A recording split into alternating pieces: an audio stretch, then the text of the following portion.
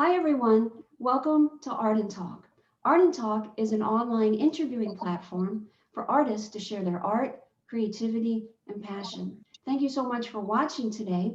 Today, we're going to be celebrating Valentine's Day through an original poem and through a poetry reading. Please stay connected with us on social media with Art and Talk on our YouTube channel and on our Facebook page. Please subscribe, like, and share. We appreciate your support. I'm Leslie Sue, the host for Art and Talk, and I'd like to welcome our guest poet who's going to help us explore an area of love in this mini series called Let's Talk About Love, Romantic Love. So I'd like to welcome our guest poet for today, Nicholas Marino. Nicholas, welcome. Hi, thank you, Leslie. I'm happy to be here. Yeah, we're so happy to have you here as well. Thank you. I'm So, excited. yay. So, all right. So this is Let's Talk About Love, our mini series. And you're going to share with us and help us explore romantic love through one of your poems. So Okay. if you're set, we'd love to hear it. All right. Awesome. So this piece is called Loving You. I wrote it back in 2016. It starts off as loving you causes my heart to skip a beat and dive into your soul, building a foundation to our kingdom, completing us whole. Loving you makes me sad and cry, manifesting a monster of unhappiness, no matter our number of attempts we try. Loving you allows me to be free, developing a beautiful you for an intelligent me. Loving you eliminates all pain, sorrow, and fear. Knowing enough, I am your safety and protection when you are here. Loving you is simply not enough to keep me from losing you. Time after time, year upon year, exhausted from the don'ts and do's. Loving you evokes my paralysis into a full recovery of mobility, sealing existence in bed peace and meditative tranquility. Loving you taught a lesson one cannot retrieve from textbooks, experiencing a love connection far beyond characteristics of your tantalizing looks. Loving you is not wanting you to leave, is allowing your maple lips to drip into my lotus petal, blossoming an upstream rise into the beautification of our intertwined anatomy.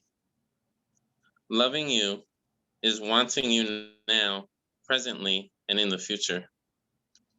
Perfection may not exist as your imperfections flourish amongst all flaws. Loving you has no boundaries, limits, or clauses. Simply loving you. Mm. Beautiful, Nicholas. Share with us about this, please.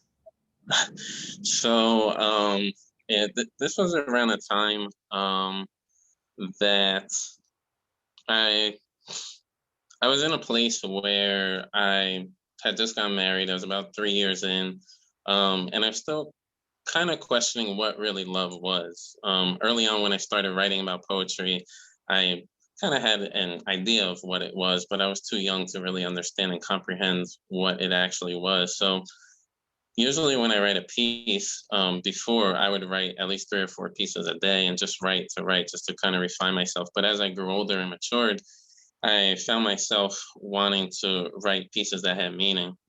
And around this time, I ended up just writing it. And to me, it felt complete because this poem represents love in a positive way and in a negative light. It represents the pain, the sorrow, the fear, but it also represents the happiness. You know, even when things are not entirely great, at the end of the day, you still have love between you and that person. So that alone can hold you together regardless of what's going on, you know? Mm-hmm. Yes, yes. So I kind of get a feeling, Nicholas, it's kind of like love in a reality sense of like different things that the couples, go through, that you express beautifully. And also I kind of feel like a transcending quality, like even though all this stuff is there, our love transcends it. Is that kind of like where you're coming from, how you feel about it?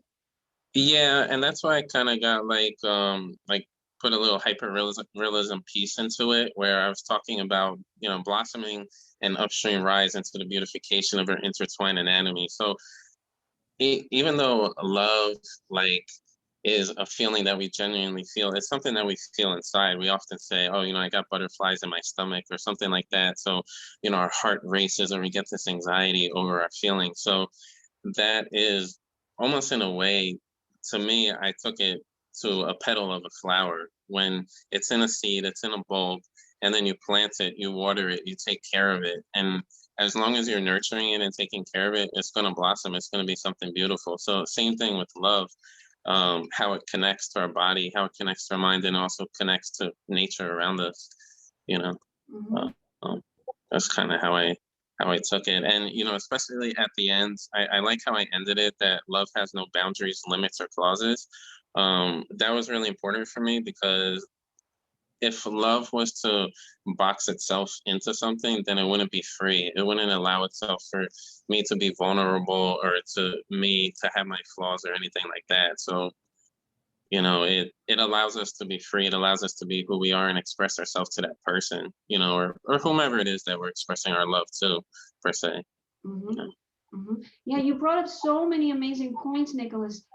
Thank you. In terms of romantic love, you take us through a lot of the different emotions. You take us through like different physiological feelings. You take us through a lot of, symbology, as well. And I love how you ended it as well, kind of like with that unboundedness and that sense of freedom and also like allowing and acceptance of who we are. I mean, you really run the course of like really a broad overview of love and romantic love in this particular case. And I love the title, Loving You.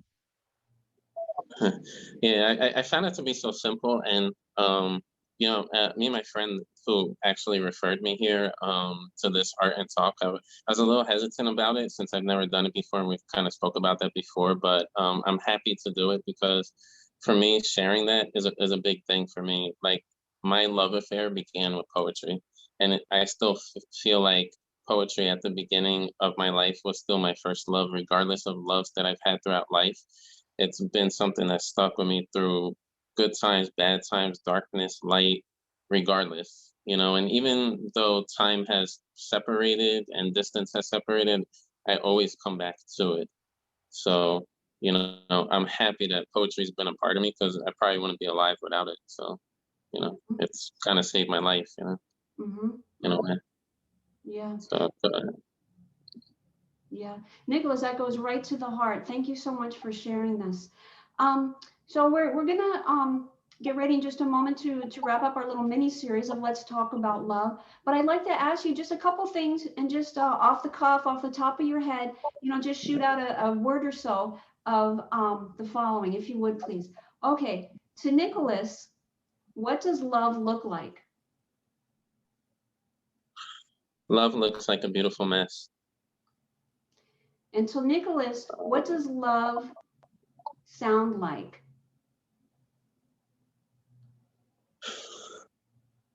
Love sounds like a very happy thing in a sad song, but it ends with positivity at the end, for me. Mhm. And to you, what does love taste like? Mm, that's a good one. uh, love tastes bittersweet. Um, you know, it's, I guess that's the best way I could put it, to be honest with you.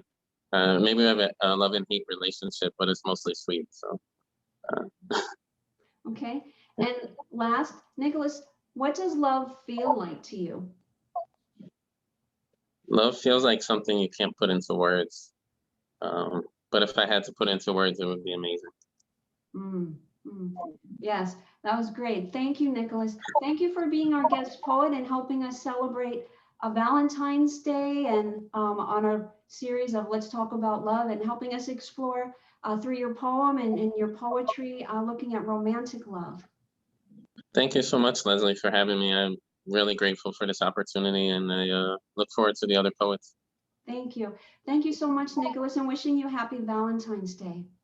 Thank you. You as well. Thank you, everybody, for watching our mini-series, Let's Talk About Love, celebrating Valentine's Day, exploring different expressions of love through original poetry, through some different poets. Wishing everyone a happy Valentine's Day. Again, please stay connected with us on our YouTube channel and also on Facebook. Thank you again, Nicholas, for being our, I guess, Valentine's Day reading poet. Thanks again, everyone. We'll talk soon on the next Art and Talk. Until then, be well and be blessed. Thank you.